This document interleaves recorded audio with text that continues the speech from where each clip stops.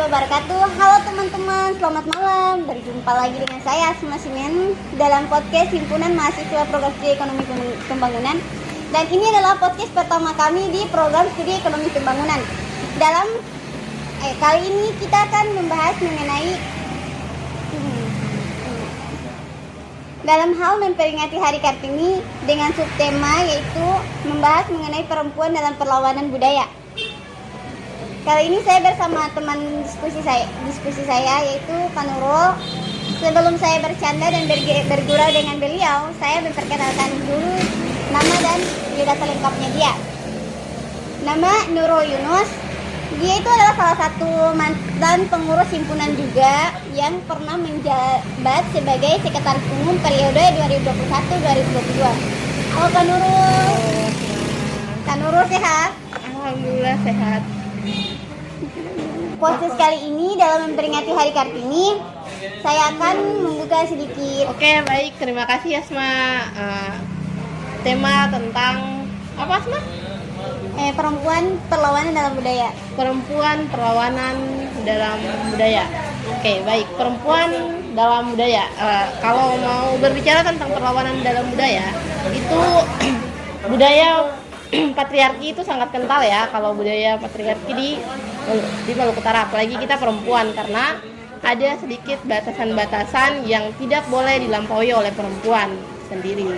Jadi kalau berbicara tentang ini kan membahas tentang Hari Kartini ya. Ya. Oke, kalau Hari Kartini, berarti kita sedikit mengulas tentang bagaimana ibu kita Kartini, seorang Kartini, Raden Ajeng Kartini, memperjuangkan atau melawan penindasan pada saat itu, memakai tulisan, yaitu tulisan-tulisan Raden Ajeng Kartini. Beliau kirim kepada teman-temannya di Belanda bentuk perlawanan atau kritikan terhadap budaya di Jawa pada saat itu. Karena budaya di Jawa pada saat itu anak perempuan anak perempuan dibatasi pendidikannya, tetapi juga dipaksa untuk menikah dan saat itu juga terjadi poligami di mana-mana. Nah, itu Raden Ajeng Kartini mengkritik hal itu dengan cara menulis, karena pada saat itu Raden Ajeng Kartini dikurung oleh ayahnya sendiri, tidak boleh melanjutkan jenjang pendidikan. Untuk kalau masuk pada tema saat mengangkat tentang tema perempuan dalam budaya perlawanan, yang dimana kita sebagai perempuan kita harus melawan penindasan terjadi terhadap diri kita. Kita harus mempunyai benteng-benteng untuk bagaimana melindungi diri kita sendiri, karena yang mampu melindungi diri kita adalah diri kita sendiri ya, karena yang tahu bagaimana cara kita itu adalah diri kita sendiri. Oke, kalau bagaimana melawan penindasan perempuan itu, kita perempuan dalam melawan saat ini, bagaimana sih cara kita melawan untuk terjadi penindasan pada diri kita.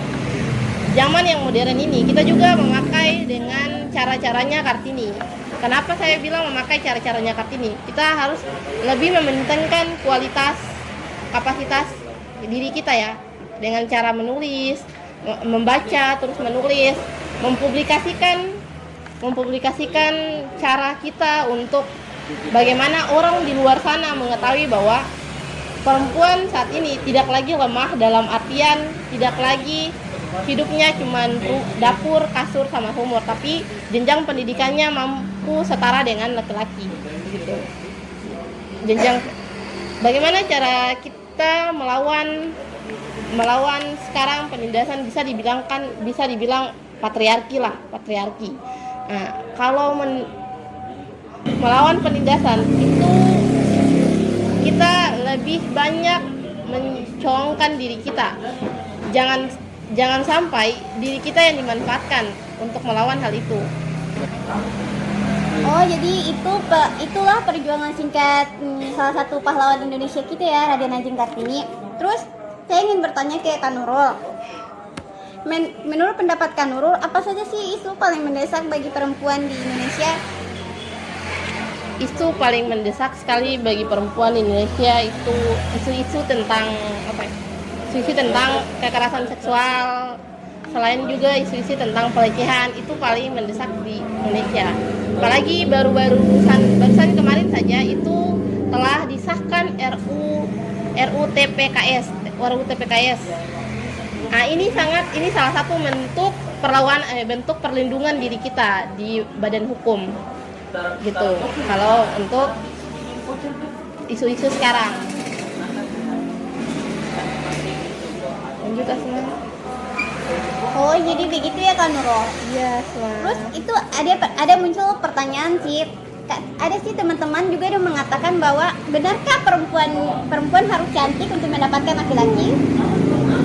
Menurut Kak Nurul bagaimana? Kalau menurut saya, perempuan harus cantik untuk dirinya sendiri dong. Kenapa harus cantik untuk mendapatkan laki-laki? Berarti kita sama saja, tanda kutipnya, kita juga menjual diri kita untuk memperlihatkan bahwa di laki-laki luar atau di orang yang di luar kita cantik.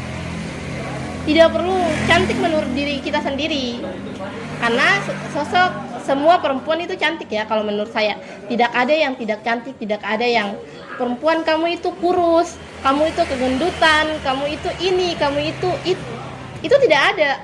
Mau hitam, mau kurus, mau hitam, mau gendut, semuanya cantik. Tidak ada yang tidak cantik. Mau dia rambutnya lurus, mau rambutnya keriting, semuanya cantik. Tidak ada yang tidak cantik. Karena kalau mempercantikkan diri itu adalah kepuasan diri kita sebagai perempuan. Terserah hak kita dong. Kalau kita mau memakai lipstik, silakan. Mau make up, silakan. Itu untuk memuaskan diri kita. Saya tidak sepakat ya kepada perempuan-perempuan yang di luar sana untuk mempercantikkan mempercantik dirinya sendiri untuk laki-laki di luar sana. Karena cukup berharga diri kita sebagai perempuan untuk mempercantik agar dipandang gitu. Tapi mempercantik itu untuk memuaskan diri kita bahwa kita adalah ciptaan Tuhan yang paling istimewa dan cantik.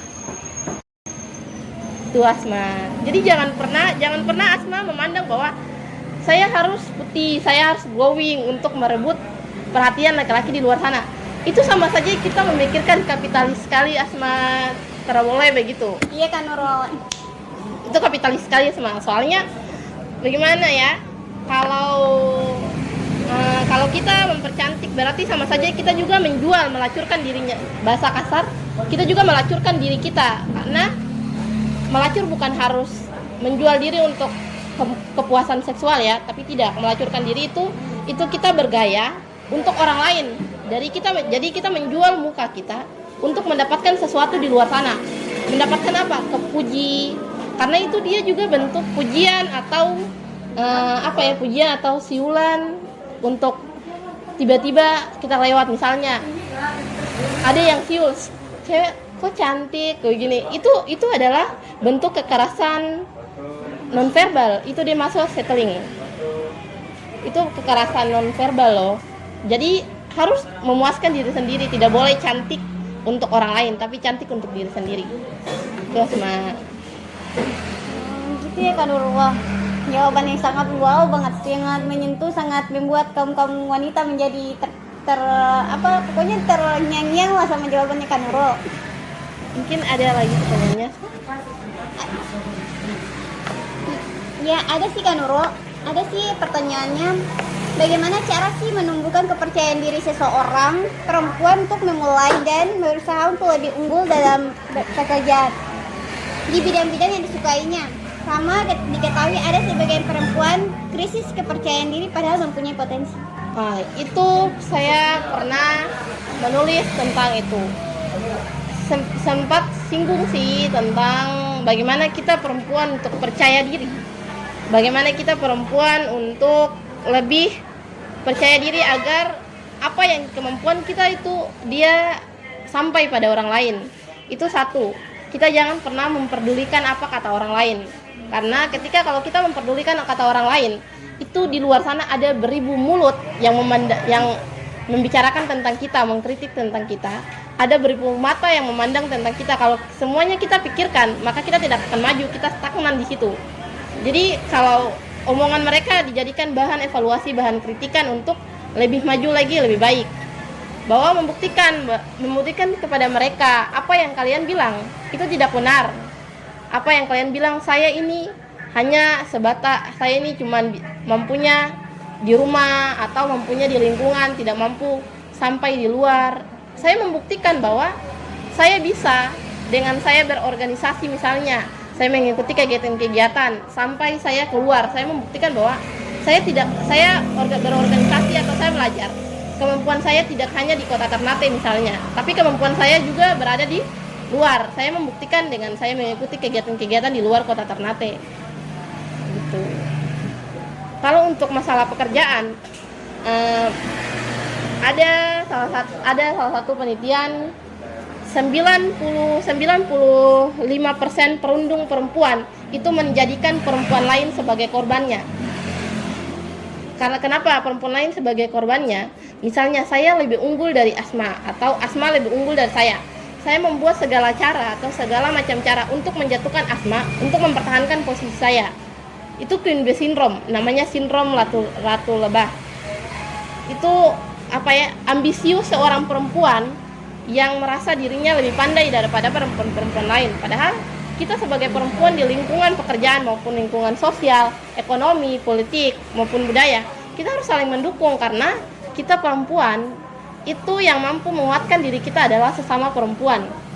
Kalau laki-laki biasanya lebih kepada perempuan kamu sebatas ini, kamu sebatas itu, kamu tidak bisa lebih daripada ini, kamu tidak bisa lebih daripada itu. Itu kalau laki-laki terhadap perempuan. Tapi kalau sesama perempuan, ayo kamu bisa, kamu mampu. Yakin dan percaya, apapun yang terjadi di balik ketidakmampuan kamu, ada kemampuan yang menunggu kamu di depan. Jadi kuncinya hanya berusaha. Itu Asma. Oh iya, jadi kita sebagai perempuan hanya percaya diri aja ya? Percaya diri bahwa memang harus percaya diri, karena selain kita pintar, kita juga cantik. Karena otak kita itu lebih mampu menangkap daripada otak laki-laki. Jadi kita sesama perempuan itu tidak boleh menjatuhkan perempuan lain gitu.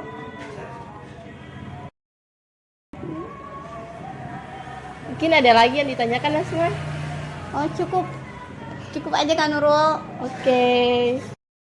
Sebelum saya menutup podcast ini, dari Kak Nurul adakah pesan untuk perempuan-perempuan yang ada di luar sana? Oke, baik. Untuk semua perempuan yang ada di luar sana, yakinlah kalian itu cantik.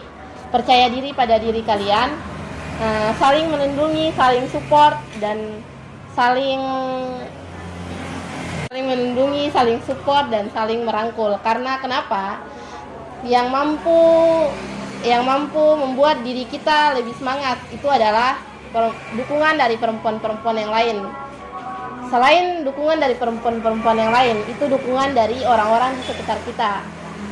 Jangan sama perempuan, janganlah saling menjatuhkan, jangan saling mencemooh. Ayo bangkit perempuan Indonesia untuk maju menuju Indonesia masa depan lebih baik.